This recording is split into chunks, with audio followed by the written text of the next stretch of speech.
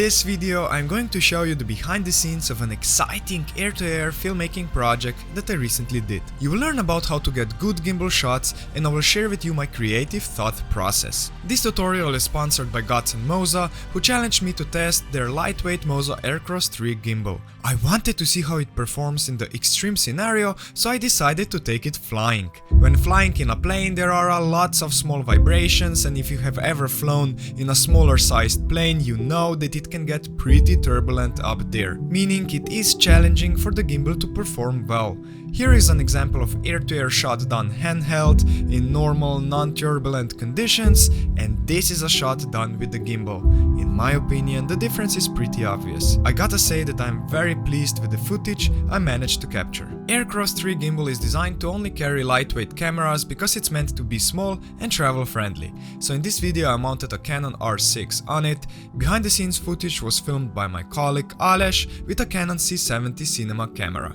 The EF lenses we used are Sigma Art 35mm f1.4, Canon 50mm f1.2, Canon 16-35 f4, and all air-to-air shots were done with a Canon RF 24-105 f4 lens. Normally I only shoot with primes to get that nice blurred background with sharp subject popping out, but when you're in the air you don't want to waste time changing lenses because time is very limited up there. Renting two planes is expensive for client and sunset is short, so we only had about an hour-long flight, and having quality zoom lens enabled me to be very efficient. And also there is no need to shoot with a prime with a low aperture to blur the background because you want to show the beautiful landscape surrounding the plane. And I gotta say, this was probably my all-time favorite flight because we were really spoiled with stunning views. Our filming location was National Park Kornati in Croatia, and our journey started at Zadar airport.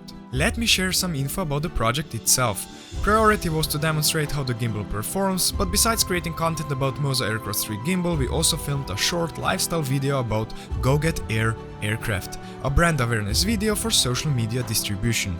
We kept the story simple and filmed the founders of Go Get Air Aviation, Istok and Anya, who went to enjoy a panoramic sunset flight. It was a run and gun type of a shoot, we had limited time available, so I kept the gear at a minimum. It was a simple production, so I only used natural light. Honestly, this was the first project on which I used this gimbal. I only did a quick test at home to check that everything works. The gimbal is easy to use and easy to balance. It has good build quality because it's mostly made from metal. The menu is pretty simple to use, and you also have a mobile app available on which you can change all the settings. What I like the most is that Aircross 3 has a transformable design that allows you to configure it in the way that best suits your filming style. Quick pro tip: when walking with the gimbal, try to keep your torso upright and place your feet softly on the ground. Yes, you will look ridiculous walking like that, but who cares? The only thing that matters is that you get that smooth footage. After we captured all the shots in front of the hangar, I went on a quick flight with Istok to get interior shots of flying. You always want to tell the story from as many different perspectives as possible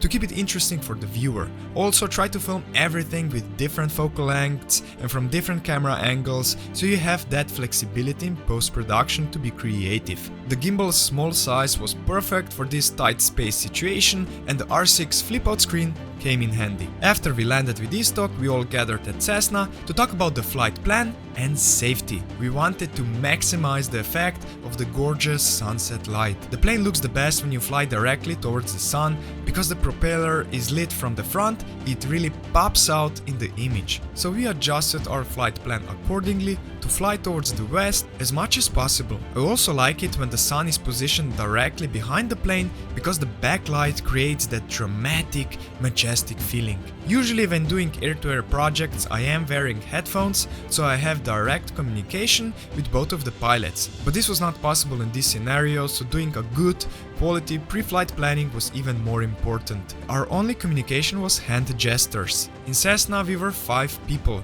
We planned where everyone was going to sit, and since we were flying with doors open, we had to strap in with a safety belt. After a successful brief and pre-flight check, it was time to go in the air. Once we gained some height, Vanya opened the doors and it was time to start capturing that beautiful content. Gimbal was set to pan tilt mode, so I had the freedom to follow the plane in whatever direction it flies. I was filming at 50 frames per second and I kept my shutter at 100, so using an ND filter was a must. I used the one that Peter McKinnon created together with Polar Pro, the second mist edition, which adds a soft creative look to your footage. I love it. And that 1 hour flew by incredibly fast. It was time to land and call it a day.